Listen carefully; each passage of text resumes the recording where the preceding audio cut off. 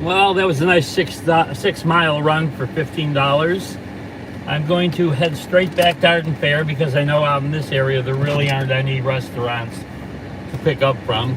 I know the area really well, living here for 20 some years. It was a good delivery. Good way to start the day.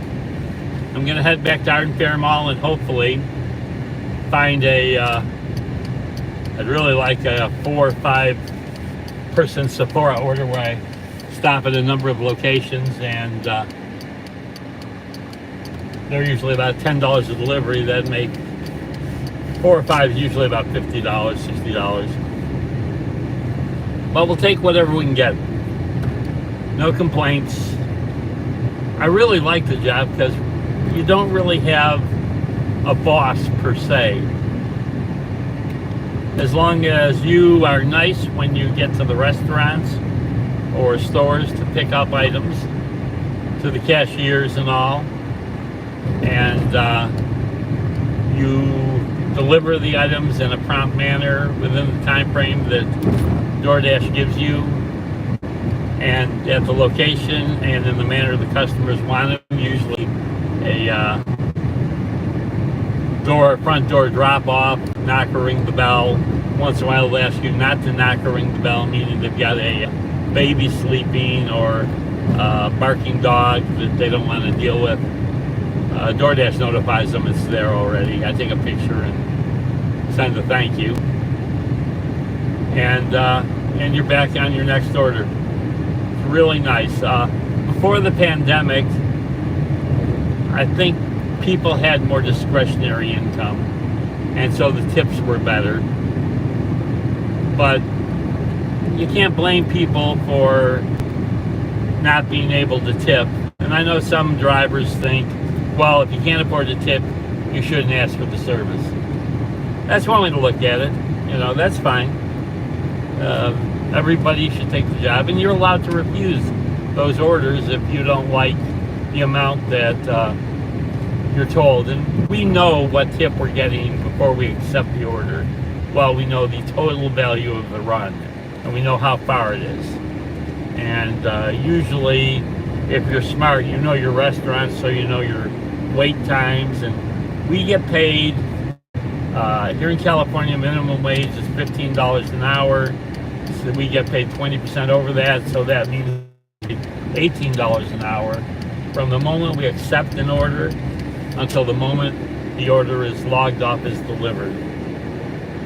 And that means if you're sitting there at a restaurant waiting for an order, you're getting paid for the wait time at $18 an hour, and you're not burning any gas.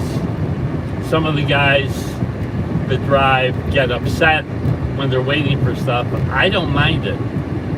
If I could average $18 an hour and burn no gas 10 hours a day, I'd be a happy camper, because I'm sure I don't make anywhere near that amount of money. I'm thinking after gas I make about $10 or $12 an hour, which I know it's below minimum wage, but I'm driving around my air-conditioned car, listening to the radio, doing YouTube videos. When I'm waiting for stuff, I can sit in the parking lot under a shady tree, do a video, a YouTube short, or watch TikTok, or listen to a football game. My teams are the Buffalo Bills and the Ohio State Buckeyes. My sister's family, all 3 of her children went to Oregon, so the Ducks are my auxiliary team. I live out in Sacramento, so obviously the 49ers are my secondary pro team. I've lived virtually everywhere in the U.S. at one time or another. I grew up the son of a couple of elementary school administrators, principals. And I had a younger sister who was captain cheerleaders, honor society, graduate university, But when I got into my teenage years, I did something called racing slot cars, which doesn't hardly exist anymore. And then I got into sports cars, and I started racing sports cars in Canada because at 17 I was too young to race in the U.S. And that got me into racing cars and managing some racing teams and making a living doing that for maybe a total of 12 years off and on. Had my own shop to work on race cars and sports cars. And after that, I bought some standardbred racehorses and raced them and gambled for a number of years until I met my first wife, and actually got into greyhounds and had a bunch of racing greyhounds then while I worked at a Taco Bell franchise operation. And got divorced from my first wife, married my second wife, stayed in the horse racing game, ran a equine nutrition business, very high-tech stuff, and was an advantage for me training horses because nutrition means a lot. And I've been doing that ever since. And when my second wife had my daughter 26 years ago, I sort of had to settle down, get some real jobs. Drove truck for 12 years, worked in a children's furniture store for 4 years before that, and then got divorced and got engaged to my fiance in the Dominican Republic, and here I am now. If that doesn't bore you, nothing will.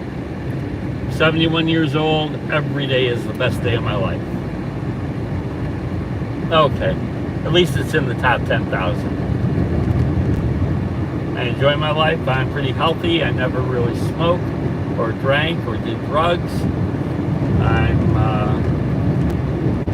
too far left to be called liberal. I'm probably an anarchist who's too lazy to go out and overthrow anything.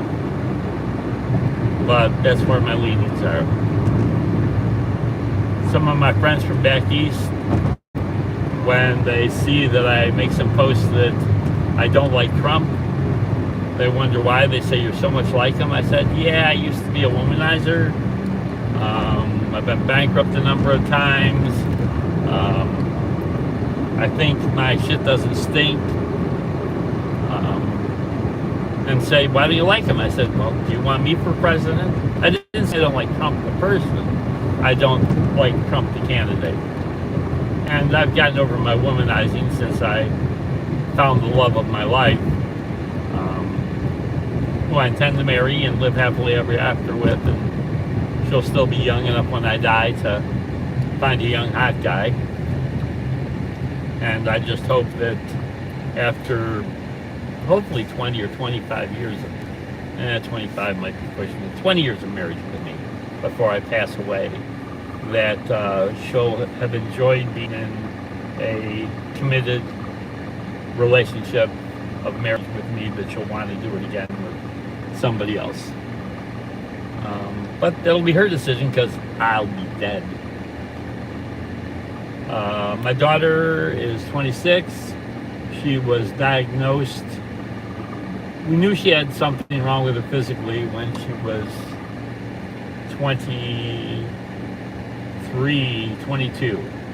But because she was pregnant, and there were some, not complications, but indications that her body wasn't enjoying being pregnant. And after the birth, of course, she didn't take any meds during her pregnancy because she didn't want to risk the health of my beautiful grandchild now, my beautiful granddaughter. And you can find her in other places on my YouTube channel. She and I are codependents on the YouTube channel. She's really quite adorable, and as time goes by, I'll push it over to her more and more and more. But anyway, this channel's monetized, by the way, so any watching you do, any commenting you do, any sharing you do, any subscribing you do, we benefit financially. And I promise you the money will be put to good use, not wasted on drugs or alcohol or inappropriate young women that I used to waste my money on. But anyway, she was finally diagnosed with multiple sclerosis, and she probably has lupus, which goes along with a multiple sclerosis. I almost got hit in the back. A multiple sclerosis disease. So anyway, she's a good girl. She's working part-time as a nanny. She's just the best person. Just the best person in the world. Nothing like me. And I'm very proud of her, and I love her dearly, and couldn't have had a better daughter for 26 years. Sometimes she screws up, don't we all? But she's not into drugs or alcohol.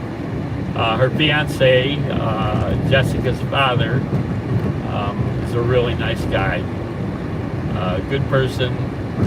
I don't think he grew up in the best environment, but he's working hard and straightening it out. He makes a decent living, and nobody can afford to live in California, but he's trying.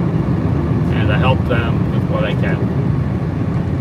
I presently live with them, and my granddaughter and I share a room. And she's all over the bed all night. I don't get much sleep, but that's okay, because waking up and seeing her little face and being there when she wakes up and gives me that big smile and says, "Hello, Papa," I wouldn't trade that for anything. I'm going to miss the hell out of her when I move to the Dominican Republic. And she better be ready to fly out and visit myself and my future wife on a regular basis, because she's very dear to my heart. Anyways, we're back in the Arden Fair area, and I'm about to log back in and hopefully make some money. I'll keep you posted after each run, and in the meantime, I'll sit around and watch the Ohio State Buckeyes, or listen to them on the radio, or keep track of them on YouTube while they beat Youngstown State. Thanks a lot. Talk to you later.